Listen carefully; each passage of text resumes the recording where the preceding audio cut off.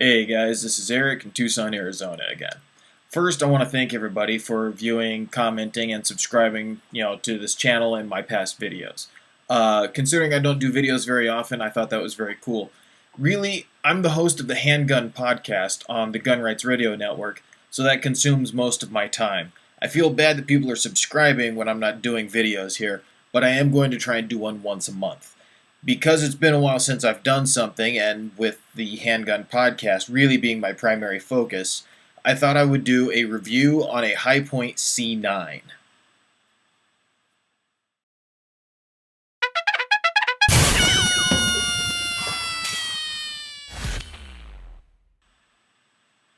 Okay, so really, the Hi-Point C9 is a jam-o-matic. We couldn't get through a magazine without that thing jamming. To be fair, that was using Wolf ammo. Any shooters out there know Wolf is about the cheapest stuff you can get. 115 grain, standard velocity, steel cased. And I think that's really what was causing it. But it jammed every third round. It was really terrible. We fed it through a Kel-Tec PF9, through a Ruger, a couple different guns out there. And it was the Hi-Point that jammed all the time. Now, the Hi-Point ran great when we ran PMC brass-cased ammo through it. Then it was no problem. But if we mixed in PMC and Wolf, it would jam. Usually as the Wolf was exiting and the PMC was trying to feed. Lots of jams. Probably the magazine, probably the follower. The reason I bring this up is because a couple episodes back on my podcast, I took a lot of heat for saying that I didn't like Hi-Points, even though I hadn't fired one at that point. I had handled them, I had dealt with people who liked them, and they just didn't grab me. I didn't like them. They said I trashed them. Now, after firing it, I gotta say that my opinion absolutely holds true, and I do not like them. They are a cheap gun. Not inexpensive, they are cheap. And to illustrate that, we're going to show you what that direct blowback design does. See, the slide is very heavy because it's direct blowback.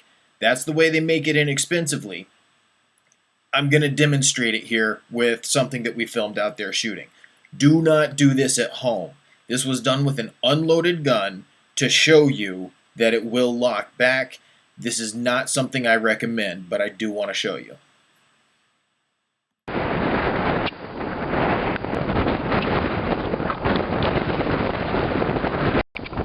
Okay. This is dangerous. Don't do this at home. I'm only showing this as proof of concept about the heavy slide. There's the magazine. The gun's empty. It's got a magazine safety. So I have to put the magazine in, fire it empty to show you.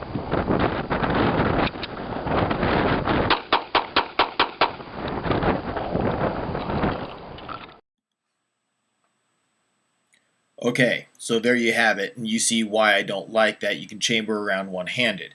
I would rather that was a manual control, something involved with the manual of arms, rather than if you tripped and fell and your slide was so heavy that the inertia chambered around. I'm just not cool with that. It bothers me. Having said that, I kind of want to get one. I would never use it for home defense. I would never use it as something I would rely on. It is an unreliable gun, but it's kind of fun. It shoots accurately enough. When it doesn't jam, it does shoot. I didn't have any misfires or anything. And it's a fun play thing that you don't have to care about. The 45 Hi-Point that we also took out there, I'm never going to say that it was as accurate as my Kimber because we didn't do accuracy. We were out there for fun. But it functioned, and it actually has less felt recoil because of that heavy slide.